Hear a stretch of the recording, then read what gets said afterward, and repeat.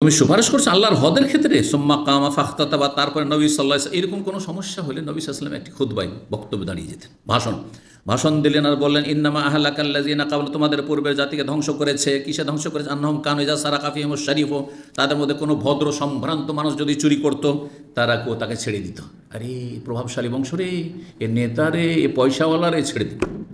এটা করে আল্লাহর আযাব নাযিল হবে ওই গ্রামের উপর, ওই দেশের উপর।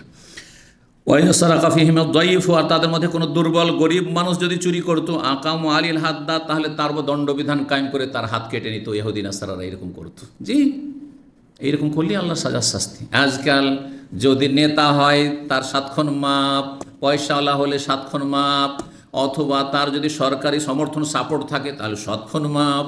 আর যদি গরিব হয় অথবা গ্রামের ধরেন কোনো বংশ নেই, আত্মীয় স্বজন নেই, বাইরে থেকে এসে একা বসেছে, তার ওপর খুব জুলম অত্যাচার চলছে, যে কোনো ক্ষেত্রে বিচার করতে গিয়ে একবারে তাকে দমন করে দাও।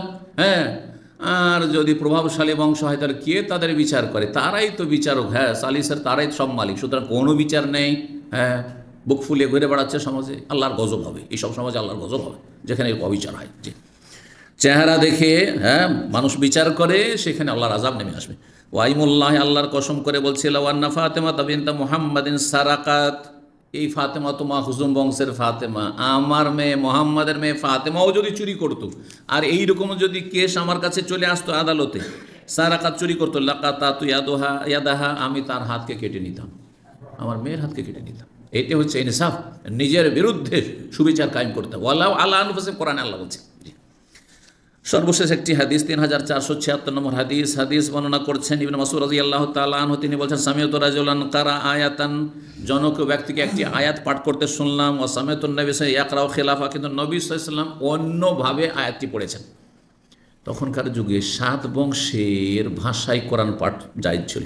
উনজিলাল কোরআন আলা সাবাতি আহরুফিন, কোরআন নাজিল হয়েছে 7 বংশের ভাষায়। কুরাইশ বংশের ভাষা হচ্ছে সবচেয়ে প্রসিদ্ধ ভাষা এবং শুদ্ধ ভাষা, ওই ভাষায় কোরআন নাজিল হয়েছে আগে। আর তারপরে কুরাইশের ভাষা তো সবাই বলতে পারে না, নাজদের লোকেরা বলতে পারে না, রিয়াজ কাসিম এলাকার লোকেরা বলতে পারে না। তারপরে ধরেন ওই দিকের আপনার ওই দক্ষিণ দিকের আভা বাহা, ওই দিকের লোকেরা বলতে পারে না, কাহতানিরা বলতে পারে না, গামিদিরা বলতে পারে না, জোহনিরা বলতে পারে না। তখন তাদের ভাষা, তাদের বংশের ভাষায়, এক এক বংশের ভাষায়, 7 বংশ যে প্রসিদ্ধ সেই যুগে বংশগুলি ছিল, প্রত্যেক বংশের ভাষায় কথা বলা বা কোরআন পাঠ তখন জায়েজ ছিল। তারপরে সেটাকে একবারে সীমিত করে দিয়ে কোরআনকে রাখা হয়েছে কুরাইশের ভাষায়, যে কোরআন আছে, আর অন্য অন্যগুলোকে কী করে রহিত করে দেওয়া হয়েছে। কারণ এইভাবে থাকলে তো দ্বন্দ্ব চলতে থাকবে। কিন্তু নবী সাল্লাল্লাহু আলাইহি ওয়াসাল্লামের যে বদশা, এইভাবে সুযোগ সুবিধাটা নতুন নতুন সব মুসলিম হচ্ছিল, তখন এটার বৈধতা ছিল। কথা বোঝা গেছে? জি। তো যেমন উদাহরণ দিই তাহলে বুঝবেন, বেশ কিছু ভাষায় পার্থক্য, এক এক অঞ্চলে এক একটি শব্দ। যেমন এই এলাকায় জানালাকে আর আরবরা কী বলে? কী বলে? দারিশা, দারিশা বলে, ফার্সি শব্দ এটা। দারিচা ফার্সি, চকে শা করে দারিশা, তাহলে ফার্সির প্রভাব আছে এই এলাকায়। কিন্তু অন্য এলাকায় সুব্বাক, কি সুব্বাক, অন্য এলাকায় নাফেজা, নাফেজা মানে জানালা হয়, নাফেজা মানে ছিদ্র, জানলা হইতে পারে, বড় হইতে পারে, সে ছোটো হইতে পারে। কথা বোঝা গেছে? তো এক এক অঞ্চলে এক এক ভাষা রয়েছে। তো বলছেন যে সেই ব্যক্তি একরকম করে পড়লো, আর আমি নবী সাল্লাল্লাহু আলাইহি ওয়াসাল্লামের কাছে আর এক রকম করে শুনেছি। ফাজিয়াত বেহিন, তাকে ধরে নবী সাল্লাল্লাহু আলাইহি ওয়াসাল্লাম নিয়ে আসা হাজির। ইমাম সাহেব, চলো তুমি উল্টো পাল্টা কোরআন পড়ছো, ওনার জানা নেই যে এটা ঠিক ওটাও ঠিক।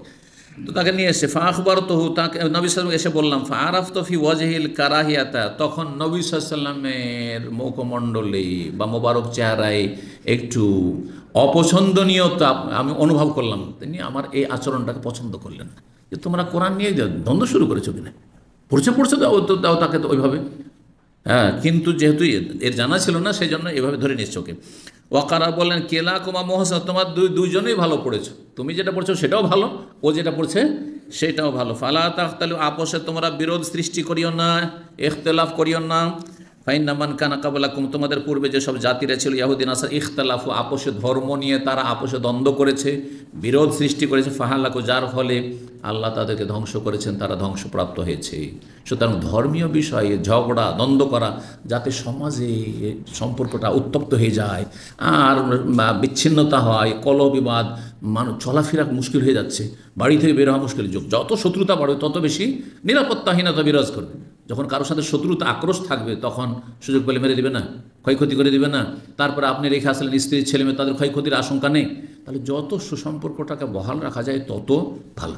দ্বন্দ্ব করে লাভ নেই, ইখতলাফ করে লাভ নেই। আপনি ভালো কথা বলেন, ভালো কথা কবুল করলো না করলো, না না তোমার এটা মানি না, মানিয়েন না ভাই, এটাকে আমি ঠিক মনে করছি, অসুবিধা নেই, আপনি আপনারটা করেন।